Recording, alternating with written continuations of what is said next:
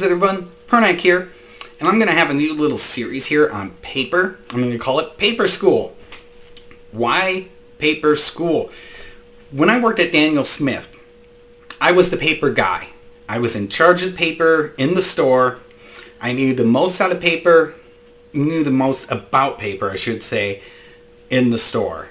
So when people, even other employees, had questions on paper, they came to me.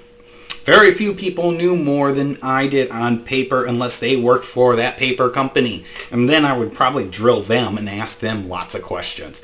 Sometimes they didn't even have the answers for questions I was seeking. I would eventually get that answer because they would find out and email me.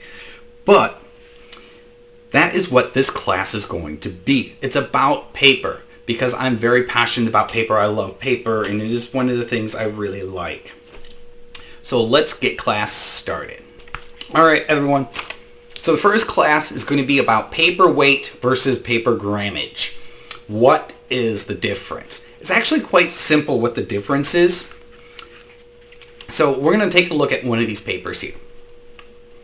Poundage, which is my favorite paper of all time. I'm just moving this in so it starts to focus. Come on, focus. Sometimes this thing does not like, there it goes. So if you look down here, Poundage, this is my favorite paper. Down here at the bottom, if you notice it, oh, there we are. 250 grams per square meter. That's 250 GSM. Sometimes you will see it written differently. Sometimes you'll see it written like this, 260 grams, or even right here, 75 grams / meter squared. Same thing. They all mean the same thing, so it doesn't really matter. So how do they determine that? This is the easy part compared to paper weight. Paper weight is very confusing. Paper grammage is easy, with a few exceptions. So one reason it's so easy is paper grammage literally compares apples to apples. We're always comparing the same size sheet of paper. So they literally take 1 square meter of paper. So piece of paper that measures a meter in one direction, a meter in another direction, and they put it on a scale and measure the grammage. So Poundage, which is 250 grams per square meter, 1 square meter, that's pretty big. It's larger than a yard, a little bit bigger than a yard, weighs 250 grams. So a paper that weighs, let's say 20 grams, or let's say 50 grams versus 250 grams, a lower number is thinner paper. Are there exceptions to this rule? Yes, because you have to have paper that is a square meter in size. If you have paper that is less than a square meter in size, that is where it can change. So you might have paper that is not a square meter in size. So when you get to that point, it can be a little confusing. You don't see it happen that often. It's very common with watercolor paper because the original size of the sheet is normally 22 by 30 inches. That's a parent size sheet. A parent size sheet of paper is the original size before paper is cut down and sold to the customer. That's what a parent sheet is. Occasionally some parent sheets are not a square meter in size. So you can't have something that's truly a square meter. Alright, let's talk about paper poundage. Now Poundage here didn't have a poundage on their paper. They're not even bothering to do it. Why? Because it's confusing. Paper poundage, paper weight, I should say, is very confusing. Let's take a look here at this copy and print paper. 500 sheets, 20 pounds, not 200. And you can see it says 75 grams per square meter and it's 8.5 by 11. Now, how do they determine paper weight? They take the parent size sheet of paper and weigh 500 sheets of it. And 500 sheets is called a ream. So 1 ream of paper weighs 20 pounds. That's how they determine this. Now, this 8.5 by 11, even when I purchased this, did not weigh 20 pounds. So that means the original parent size sheet is what is weighed. And that's the important thing to remember. And this is why paperweight is so confusing, because parent size sheets are not always the same size. Many papers, like I said, watercolor paper is different. It's 22 by 30. Always 22 by 30.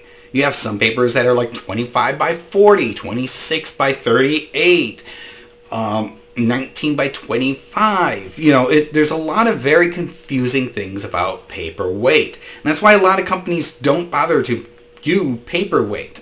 Watercolor paper is one of the few that is very consistent and is always the same because it's 22 by 30 inches. And I think it's just done that way because it's just how it's done.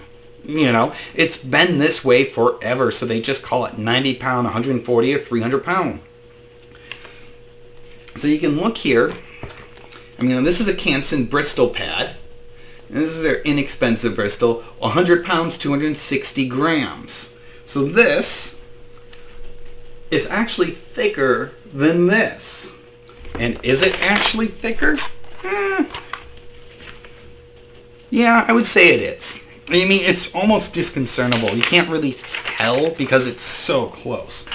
I mean, look at this one. This one's 70 pounds versus 114 grams. Now, these are the same size pads, but these are not the parent size sheets. I don't know what the parent size sheets on these are. So I can't really truly compare them because I don't know what I'm comparing. The thing that gets me the most is when you look at this, 114 grams, that's not very heavy.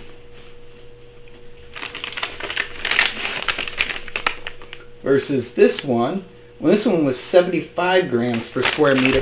And that gets a little confusing because this is super thin, especially compared to this drawing paper, which is much, much thicker. And only 30 grams difference. This is probably a case of this paper is not a complete ream, or it might not be a complete, it's not a complete meter in size. That's why some of these papers get really confusing, especially anything having to do with the actual print industry. Many of those papers are confusing, but really the one you really want to look at for most people, especially printmakers, is your grams. Higher grammage means thicker paper.